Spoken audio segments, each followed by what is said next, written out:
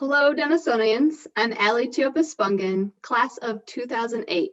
At Denison, I was a student athlete on the softball team. Big shout out to my DU family, and yeah, red to my DU softball family. I was president of Denison's Student Athlete Advisory Committee, or otherwise called as DSAC at Denison. And I was also a member of Kappa Kappa Gamma and a proud DJ for WDUB 91.1. Through opportunities that started here on the Hill, I'm virtually there in spirit. I now serve as the Associate Director of NCAA Division III. As a member of Denison's Alumni Council, I am excited to moderate today's panel.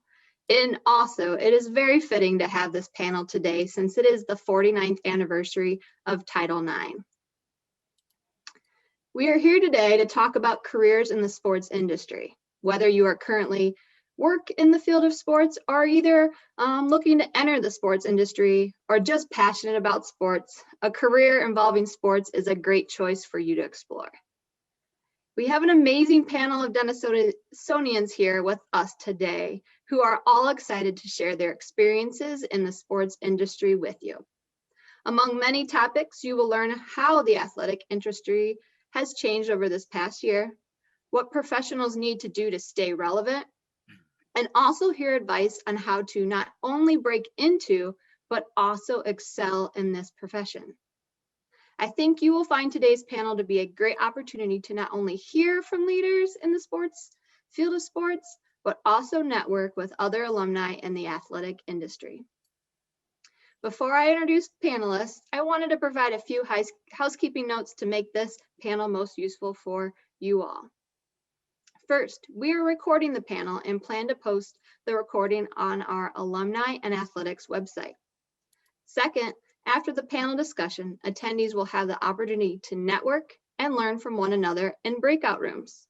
This will be an excellent time to ask any questions you may have for any of our panelists. And third, we will be using the chat feature for questions during this conversation.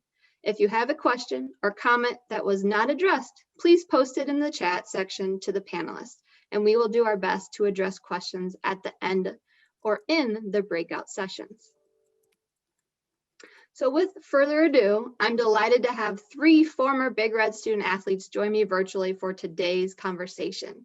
First, I'd like to introduce John Mount, class of 91, Vice President of Sports and Entertainment Marketing at the Coca-Cola Company. Hey there. Next up, good morning or good afternoon, everybody. Next up is Meredith Reeder, class of 02, Associate Director of Sports Information at Duke University. Yep. And finally, Larry Farmer, class of 12, Assistant Coach of Men's Basketball at MIT. Thanks for taking some time to be with us today and to share your amazing stories. So let's get started with the questions so we can all talk about why we're here and interested in the athletics industry. So my first question I have for our panel today, and this is probably my favorite question to always ask Denisonians, is why Denison? As I mentioned earlier, we are all not only Denisonians, but also former student athletes.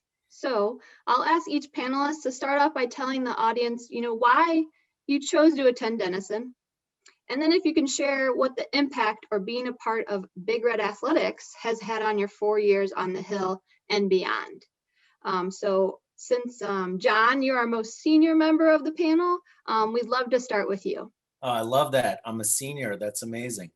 Well, first and foremost, thank you for having me. This is amazing to be back with the Denison Big Red family. I'll tell you, three really primary reasons. First and foremost, of course, it's an amazing liberal arts school, and that really attracted me to consider Denison. At the time, I didn't know it, but certainly the world-class professors that are there at Denison, which I have come to appreciate more later in life. And of course, the stunning campus. It's funny, I had the opportunity to be at a Sports Business Journal event a couple of years ago, pre-COVID, of course, and Michael Eisner was getting a Lifetime Achievement Award, who, of course, is a great Denisonian. And I had the opportunity to go up to him, and I was like, I have to say hello to this guy. And I went up to him and gave him a handshake, and he held onto my hand and kept, and when I told him, I was a graduate of Denison as well and how much I loved the school. And he just sat there and said, the Fair College on the Hill, which I just thought was amazing to hear someone like him say something like that. So really cool. Second reason I'll tell you I went to Denison was, and what attracted me to the school was I wanted to continue to be a student athlete, and I wanted to continue to play football and baseball. And we had amazing coaches at Denison. Coach Keith Piper was our football coach. He had been there for over 40 years. We ran a crazy offense called the single wing. For those of you that are current students, if you don't know about that, you definitely got to go check it out. But it was a ton of fun. And, the facilities were really just starting to develop and get to a point where they are today. I had the opportunity to do a baseball field that was put in there that was fantastic. And the school had also been on a long winning tradition as well. And then last but not least, one of the things that really attracted me to the school was just the geographic diversity. I was blown away from everything that I saw in all the literature that only 20% of the student body was from Ohio. So it's amazing to have friends across the country that live in so many of the different cities that came to the school. And of course, last but not least, when I was reading all the college literature back in my day, Denison was known as the most academic-oriented party school in the nation. So that kind of had something to do with it too. Thanks. Meredith, do you want to share your why Denison? Yeah, I had very similar reasons as John. I knew it was going to be a great education and a great stepping stone for my next move after high school. And the ratio of professors to students was really ideal for me because I wanted that relationship to be able to build with professors and be able to stop by their offices and get some help or just have dinner at a professor's house, very early on, not just as a senior, but as a freshman, you had that capability. Secondly, was definitely the soccer program. I remember pretty vividly, like the phone call I had with the head coach there now, Gail Murphy, and it just kind of clicked. It was just more getting to know her, and we talked literally the basics of soccer and what her style of play is and how she likes to coach and everything like that. And it really was hit home with me, and I knew I could play, and they were really building a new program, and she was in her first year. I think she had just finished her first year there. So it was something I thought I can make an impact and have a great education and everything on the athletic field. And then also at that time, I am from Ohio. I grew up in Columbus, and that time in my life, 45 minutes away was the perfect distance, just far enough away where it wasn't really easy to just go home for a dinner. Although nowadays, because it's a little bit closer because of highways and things, but I never really did go home, but it was nice to be able to, on an Easter Sunday, drive home if I wanted to. So for me, that was a key factor.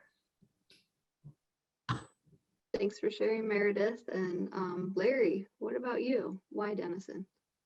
Yeah, very similar reasons.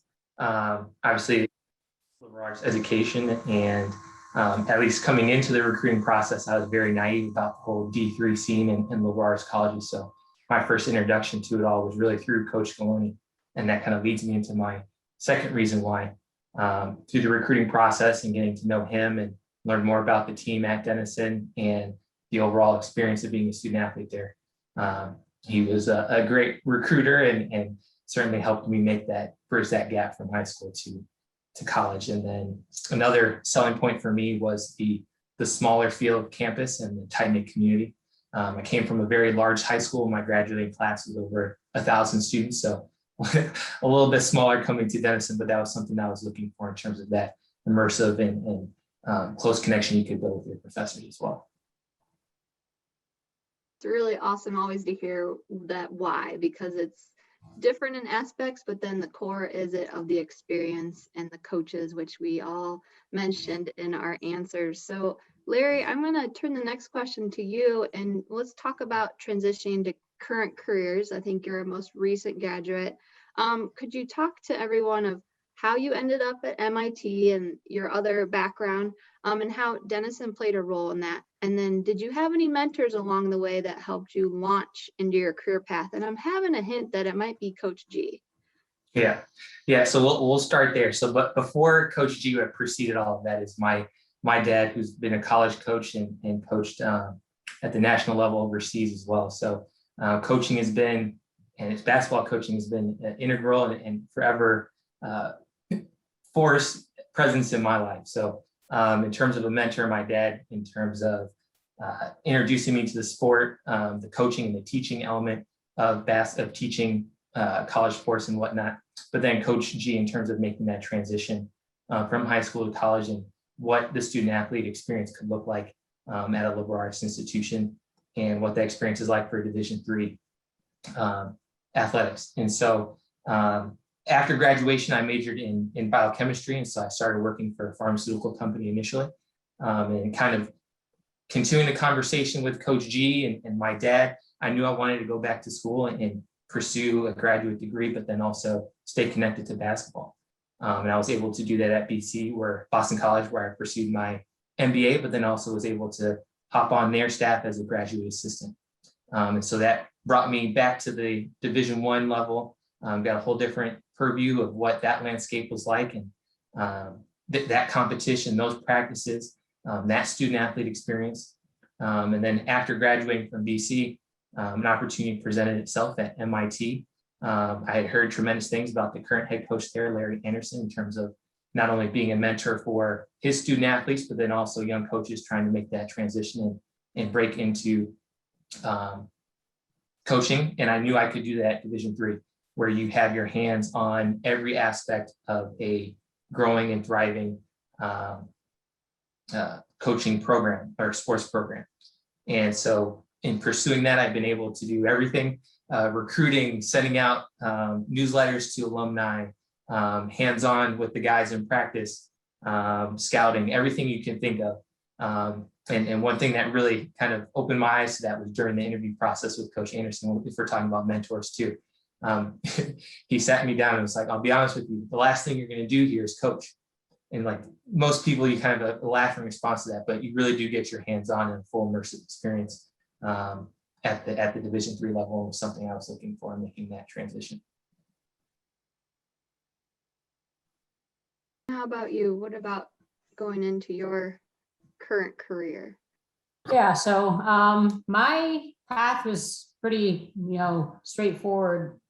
I graduated from high school knowing that I really wanted to work in sports. I read it voraciously. I read Sports Illustrated cover to cover. And I like to write. I like that aspect of sports. So I came into Denison being pretty rare and like having a pretty good idea of what I wanted to do. So my freshman year, I needed a job. I had financial aid, I had work study, but being a student athlete, as some of you might know, really limits your availability. I looked into the library, but my hours just weren't there. I had practice, from 4 to 7 that I was busy, and then games and travel. So that wasn't really an option. And then a spot, I think my coach, suggested, hey, like there's a job down here with Jack Heyer, who was the sports information director at the time.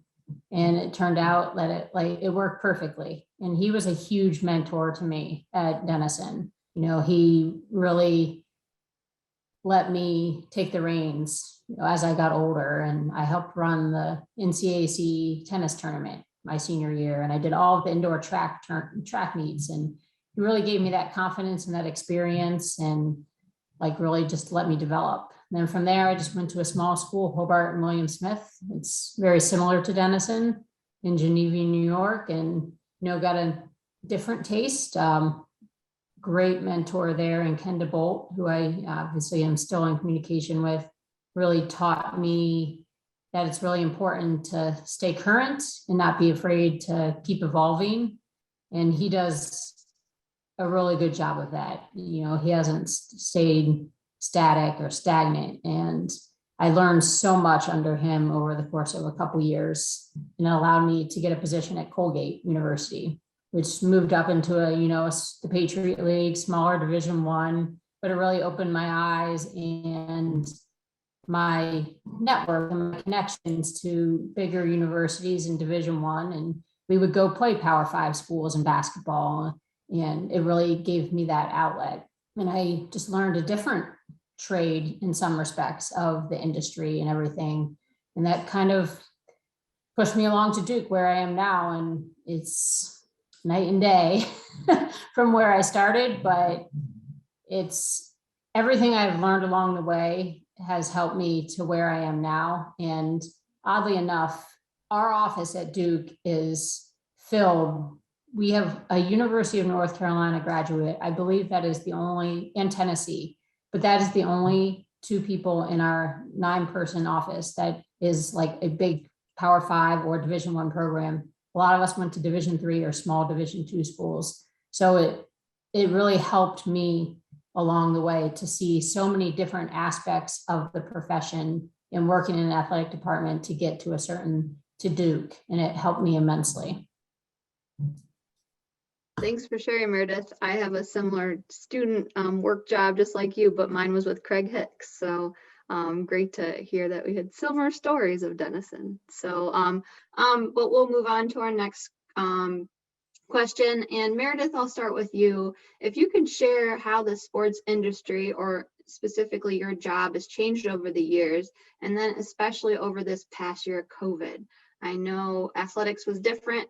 In my division, our Division III, we canceled a lot of championships, which included spring for Duke in 2020. But just elaborate a little bit of how the sports industry has changed and how COVID affected it. So social media, as I'm sure everybody watching and listening understands, has changed the industry and specifically my profession the most. It's no longer okay to be good at writing long stories. That's still very important, but you need to really be focused on being concise, creative, strategic. Strategic planning strategy is immense in what I do day to day. Finding something that works. Because unlike when I first started way back in 2002, which does seem like a long time ago, it was more about statistics and information and just game stories and just letting people know what happened in a game. But now our industry, we are brand managers through and through. And that's at every level. That's not just at Duke. That's not just Ohio State. That is at Denison. That is at Oberlin. We are responsible for being the windows to the university. We are the mouthpieces of our coaches. We are the mouthpieces to the certain extent of the student athletes. And we manage that brand because we can control this message. I tell people all the time, you see Duke basketball on TV all the time, and here are the messages that get sent out via ESPN, ABC, whatever. But we're controlling those messages that get sent, right? We control what we want to write about and what we want people to say. And it wasn't always like that. When newspapers were more prominent, when there were more like reporters who would travel and everything like that, you depended on them to tell your story. Now we're the ones responsible for telling them. I say that's the most dramatic change, is knowing your strategy and developing a brand. COVID really, I'd say the biggest change in COVID, or effect COVID had us, was building relationships. And that was very difficult for me because you really weren't able to be around, especially, incoming freshmen, and getting to know them. And that plays a crucial role in what I do as what I said, a brand manager. Because if you don't know a person, it's really hard to tell his or her story. And so that was probably the biggest challenge, was being able to build those relationships. And I know at our Division I level, we were a little bit different than Division III because we played and especially in the ACC, we played a full soccer season in the fall and in the spring. We played full sports all the way through. So that also became the challenge in the spring when we're having 23 sports basically going all at the same time. So you really lean on time management and what's important, and knowing that not everything is going to get done all the time. And really kind of just, I'll be honest, grinning and bearing it. I mean, it was hard. You know, you have a lacrosse game now, and then you have a volleyball game right after it. And it's so unusual. I'd say the relationships and the time management in the spring were probably the most difficult things as a result of COVID. And you spoke about relationships and time management. How did your relationships grow stronger with your staff, with your coaches through COVID? Staff, yeah, I would say we did, because it really forced a team mentality, you know, especially in the spring. It was all hands on deck all the time. If someone needed, I worked 3 women's lacrosse games because my counterpart had to be at a volleyball match. And if we needed people, I'd say it strengthened our direct core relationships within our office. Coaches was a little more challenging because, you know, technically we weren't in the office. So you just really had to make it a point to go to practice and be outside with them if you could, or be at a practice, or just catch up with them, even if it's just via text or phone call, since really you weren't supposed to pop by their office and chit chat. So you just had to make that extra effort. Yep, you can't just pop in anymore. Not as easy. Yeah. But thank you for sharing, Meredith. And John, I'm interested in your answer in this, and I'm hoping your audio is working, because we had a unique situation working at the NCAA last year, or 2020. Final Four was supposed to be in Atlanta, and that's the home of Coca-Cola. You're one of our major corporate sponsors. So if you can kind of talk about the sports industry and specifically changing over the years, but also how COVID affected your position at Coca-Cola. Listen, COVID was, it was heartbreaking to not be able to have the Final Four here in Atlanta. We had amazing plans. We were ready to roll, ready to welcome everyone to the home of Coke. And obviously the world changed on about March 11th, but it's been, I'll tell you, it's been very challenging for us. We're really bullish and excited about where we are now, because it feels like everything's opening back up, and we're in a really good spot to turn and activate all of our great sports partnerships. But, you know, you think about the NCAA, we're going to have probably gone 3 years from putting on what we did in 2019. We won't do it again until 2022 down in New Orleans. So it's definitely been frustrating. It's been disappointing. I actually had COVID very early. I traveled a ton. It's been tough not being able to travel, to be at events, to see people, to build the relationships. That's been painful. But for us, you know, we had to pivot hard into about 4 different things. One was, how do we pivot first and foremost to support the front lines? How did we pivot to support restaurants and restaurant workers? So many of the restaurants relied on, people going out and being at the restaurants, and all of a sudden that just stopped, and it went to a pickup type situation. So we used a lot of our talent. We have a ton of talent at Coca-Cola. We use them to really encourage and incent people to go to their favorite restaurants and pick up their favorite foods.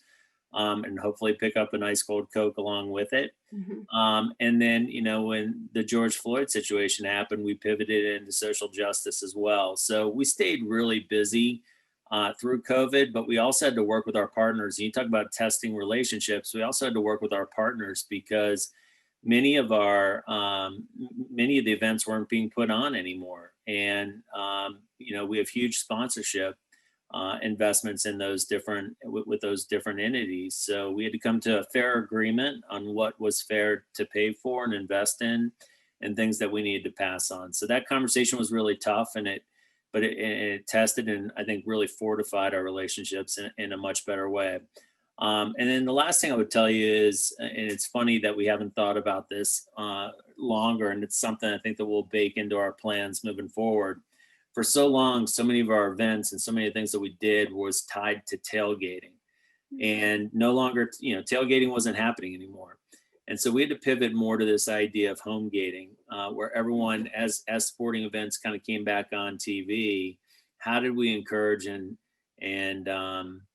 get our shoppers and our co-consumers to think about picking up all the things that they would normally do to tailgate and bring it home and do the home gating at home. And what's great about it is what we've learned is we were really only targeting, 125,000 fans that might go to a Falcons game here in Atlanta.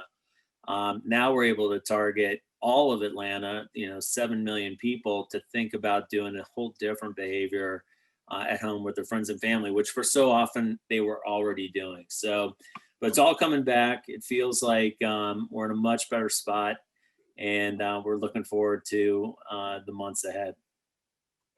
Well, thanks for sharing your insight, and I'm glad your audio is back on, John. Glad to have you back in the conversation. And just to finish up this question, Larry, I'm really interested from a coaching perspective, how things changed over these last few years as an assistant coach. I know COVID hit Division III in a different way, meaning we canceled championships and most seasons were canceled. So if you want to speak to that. Yeah. So for us, I would say the one area that continues to change and evolve, and then COVID really expedited some of its evolution, was definitely how we think about recruiting. And to Meredith's point earlier, social media is playing a large influence and force in that area as well. In terms of how we think about engaging and reaching out to potential student athletes and sharing our brand, not only MIT's brand, but our brand of basketball and the program and the values that we represent. How are we communicating that both on Twitter or YouTube and the videos that we craft and whatnot? But then in terms of the pandemic, what really changed too is putting a much greater emphasis on that, but then also shifting and broadening how many students, athletes we could reach, whether it be the kind of availability of software where you could upload highlights or full game footage. It vastly increased the amount of students that we could watch. We were pretty limited in terms of our national footprint of what tournaments we could attend, and we're very selective where we went based off of our budget and whatnot. But that really helped, not only when events were happening, increase the amount of student athletes that we could see, to not only introduce our program to, but share MIT's brand as well. I think the common denominator there is all three of you pivoted in some different way. I think that was another word of 2020 was pivot. And I think having our liberal arts degree, it prepared you for a little bit of everything. So I know I used mine daily in my job as we were pivoting among the different testing questions, from championships to could we have a season, to just socialization. So thank you for sharing those, the ebbs and flows of what we do in the sports industry. And before I move on to the next question, I want to give John another chance to talk about his transition from his careers, if you want to share your path, and how did Denison help prepare you get to your position? No, I love that question. I'm sorry my audio didn't work. First and foremost, I think Denison's Career Center, for me at least, was exceptional. And many of my friends at the time, whether it was from the sports I played or from my fraternity, we were all super competitive. We all wanted to make sure we got the best jobs coming out of Denison, and the Career Center was exceptional. And for those of you that are just at Denison now, or you're just graduating or just graduated, tap into the Career Center, because it is amazing the companies that come in to recruit at Denison. Mary Schilling was our Career Center lead at the time. Getting to know her was key. She got me in front of a ton of great companies. Landed a job with Nabisco, so I started out selling cookies and crackers. My dad used to tell me all the time that I worked in a crummy business, of course, but it was a great place to start my career. And I'd encourage anyone and everyone, as you're thinking about careers, consumer product goods companies are exceptional places to go and work. Just about every major city has an office for the Frito-Lays of the world, the Kellogg's of the world, the Cokes of the world. So anyway, started my career there, was there for 7 years, had a number of great roles there, moved to Coca-Cola in 98. and I've been at Coke now for almost 23 years. And it's been a great ride at Coke. Lots of different roles. Historically, I was predominantly a salesperson, but I had some mentors along the way that recommended I learn the marketing side of the business. I'm grateful that they did that. And I've had the opportunity to be in a lot of different marketing roles that have been operational to consumer, to customer, to shopper, and now sports and entertainment marketing. And it's been an awesome experience these last 3 years leading our sports group. The biggest reason I'm in the role is I had a mentor who was an advocate and is really a sponsor for me. And I think that's important to think about when you think about mentors. How do you get mentors that advocate hard for you and aren't just there to kind of give you advice and for you to bounce things off of, but when it comes down to it, they're going to advocate and say, this is the right person for the role. And that mentor for me at the time had just become the president of our company. And he had been most recently leading our national retail sales group. And we were both really frustrated that we weren't getting the things that we needed from this group. And he asked me to make sure that I got the toys, as we like to call a lot of our assets, into the hands of our customer teams and just optimize them more. And so it's been a great ride for the last 3 years, enabling that vision to come to life. And I echo John's ploy or motto for the Career Center. It is so helpful, and you have to check out the Knowlton Center. Shout out to Hank Mallon and his crew, because they have revamped it even more than you could think. So to all the current students here, go there, use the resources. And that's why you go to a Denison, is for that support and then the mentorship. So just as we mentioned some of our mentors, I think 2 of mine had just retired. Dr. Scheider, or Larry Scheider, just announced his retirement. Craig Hicks resigned, is moving out of athletics. And then Lynn Schweitzer and Nan Carney DeBoer are 2 of just great people. And Gail Murphy's been mentioned too here.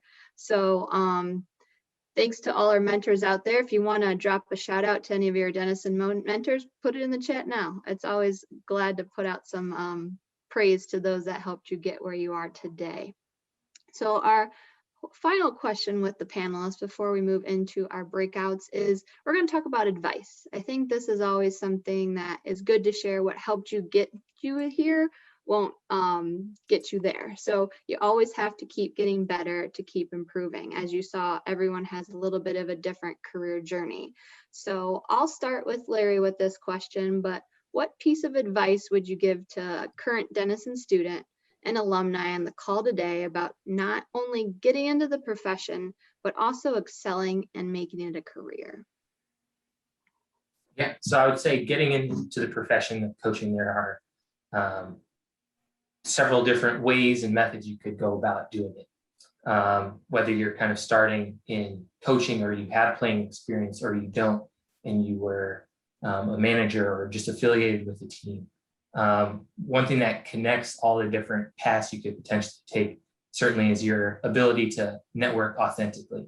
And what I really mean by that is there are going to be countless other people who are out there hustling, getting their name out there and making connections and interactions. But how are you doing that in an authentic and personal and effective way? Because what you're really trying to do is to make sure that when those opportunities do come about, to John's point earlier, that there's someone either thinking about you or potentially advocating for you when a position does come up, so that you do have your ears to the ground and someone can alert you to that. So one piece of advice there is grow your network. And your next question is probably, how do I do that? And what worked for me, what I've seen some other people do, certainly this is one option, is to earlier in your career and you have the ability to travel, working camps for coaches as more things open up again, going to recruiting events and tournaments and interacting with coaches there is certainly another way to get your name out there and make those types of connections. And then, lastly, just don't think that a door is not open because you don't have a connection. Try and find some other connecting thread, or you have someone that knows someone, or you had a passing by with someone that works that coaches a different sport or whatever, don't diminish any other kind of network or relationship that you've developed somewhere else that may be helpful in getting an introduction. Any, Meredith or John, you have a quick piece of advice before we head into our breakout rooms? I'll go ahead. So just a couple things that I'd encourage you to think about. First and foremost, when you do get in the working world, and you know those that are already there, you know, find your leadership voice. I mean, that's probably been the biggest learning for me as I've progressed through my career. Is people want to hear what you have to say. People speak up and share your ideas, share your point of view. People want to know what's on your mind, and anything you say, no one's gonna think it's stupid or anything other than it's a great point of view to be able to be shared. So I'm a big believer in find your leadership voice. The second thing that I encourage you to do, and I had a great mentor when I went to get my MBA, who in one of our marketing classes really encouraged us to find our brand. What is your brand? And live your brand. I mean, figure that out and what you're all about. For me, unfortunately, right or wrong, it's 24/7. I am always on. I'm always going. And you know, even my personal email is 24/7. But find what makes you tick and live your brand and be genuine and authentic to it. I like to kid around with my kids right now and use hashtags on everything. They don't think that's pretty cool, but you know, I like to tell everybody hashtag end everything that I send out, hashtag giddy up, which is like, let's get stuff done. So be someone who can live up to the commitments that you make and are able to make things happen and get things done. Great. On that note, Meredith and I will share our advice in our breakout session, but we're going to hashtag giddy up on into our breakout room. So now we're going to head into our breakout rooms for more discussion. This breakout will last about 10 minutes or so. In a minute, you will see the possible options for breakout rooms. It should, we encourage you to select the breakout room that aligns with your current career or career interest. Each panelist will be in their corresponding breakout room. This will be an opportunity to ask follow-up questions and discuss current issues, challenges, or trends in your field. So down at the bottom right-hand corner, it will say join a breakout room. And under the breakout rooms button, if you don't see that option, it may be under more as well. And just hang out in the call and we'll assign you. So the breakout by interest is sports marketing with John, coaching with Larry, and sports administration and communication with Meredith and myself.